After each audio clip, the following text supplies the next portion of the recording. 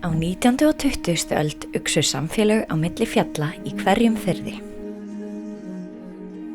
Fólk lifði af landi og sjó, stundaði verslun og iðnað, kennslu og listir. 2. desember 1995 var gengið til kosninga þar sem kosið var hvort sameina ætti þessi samfélög í eitt sveitarfélag. 72% þeirra sem mættu á kjörstað samþykktu sameininguna. Þá var gengið til sveitarstjórnarkosninga í maí 1996 og 1. júní sama ár sameinuðust þau í sveitarfélagið Ísafjarðarbæ. Á laugardaginn verður kosið 11 manna sveitarstjórn bæja og sveita við Skutulsfjörð, Súgandafjörð, Önundarfjörð og Dýrafjörð. Já, ég var svo heppilega í kjöri til bæjarstjórnar Ísafjarðarbæjar fyrir 30 árum síðan fyrir fönglistana.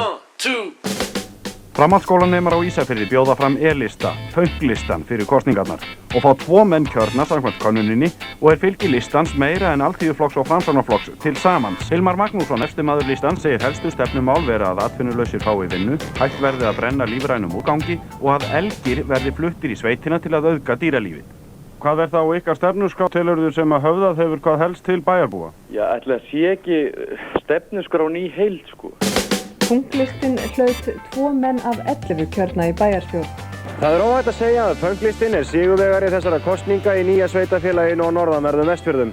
Þetta voru gríðarlega miklir svona umbrota tímar og ég velti því mjög mikið fyrir mér mjög oft bara hvernig þetta var til hjá okkur því að það var vissulega mikill sköpunarkraftur hjá okkur en hann leiddist einna helst í þær áttir að fólk fór að munda hljóðfæri og fara að setja upp leikverk á svið og alls konar.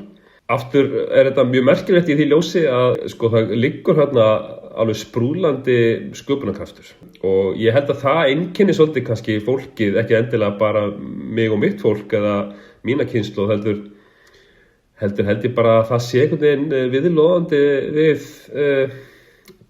náttúruöflin og alls konar hluti sem bara býr í fólki fyrir vestan. Auk kosninga til bæjarstjórnar gafst kjósendum kostur á að segja álit sitt á 5 nöfnum sem til greina koma á sameinaða sveitarfélagið. Ef farið verður eftir vilja kjósenda mun nýja sveitarfélagið heita Ísafjarðarbær. Það líka svo skemmtilegt að búa í svona fjölkjarna sveitarfélagi út af því að það er svona fjölbreytt menning sem þrífst á mismunandi stöðum. Sérkenni hvers byggðarlags svo sterkt að mér finnst mikil orka og talandi sköpunarkrafti sem ég talaði áðan. Þó við séum öll saminuð og saman þá þetta samt einhvern veginn svo fjölbreytt og skemmtilegt. Það ótrúlegur samhugur og við höfum svo sannlega fengið að finna fyrir því hversu mikil samfélagsafl í Ísafjarðarbæ. Mér finnst bara alveg ótrúlega magnað að horfa á hvernig fólk finnur það hjá sér að bara ég ætla að leggja til hendinni hér.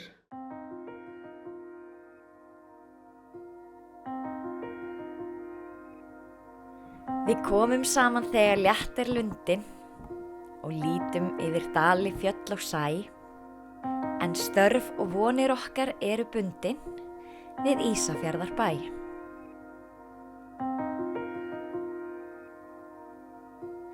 Við vitum það var löngum erfitt áður, við óblíð kjör í lágum sveitabæ, en nú rakinn annar æviþráður með auðveldari blæ. Við væntum góðs og viljum á það minna, þótt vitanlega falli él og skúr, að fyrir þessa byggð vert að vinna og vera henni trúr.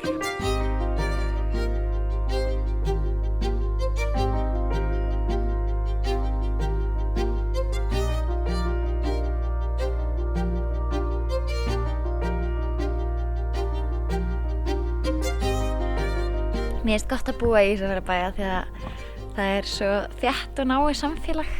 Og það þekkja bara alla sem ég sé út á götu, það finnst mér alveg bara, mér þykir ótrúlega vænt það. Það besta við að búa hér fólkið og frelsið og umhverfið, að vera í svona mikilli nálægð við náttúruna. Og dásamlegt umhverfi. Bara manni líður svo vel á að lifa í svona samfélagi. Gott að vera með börn hérna. Þetta góður staður til að ala upp börn. Börn fá að leika sér frjáls, maður hefur mikinn tíma með börnunum út af því að það er svo góður taktur hérna. Það er engin asi og á sama tíma er svo ótrúlega mikið að gera að maður er alltaf upptekinn, maður er alltaf á einhverjum kóræfingum eða einhverjum viðburðum og svoleiðis, en það er bara einhvern veginn, það er takturinn sem að mér líður vel í og börnunum mínu líður vel í, þannig að það er einhvern veginn, það er yndislegt. Ég held að það væri bara eitthvað skakt ef það er eitthvað annarstað.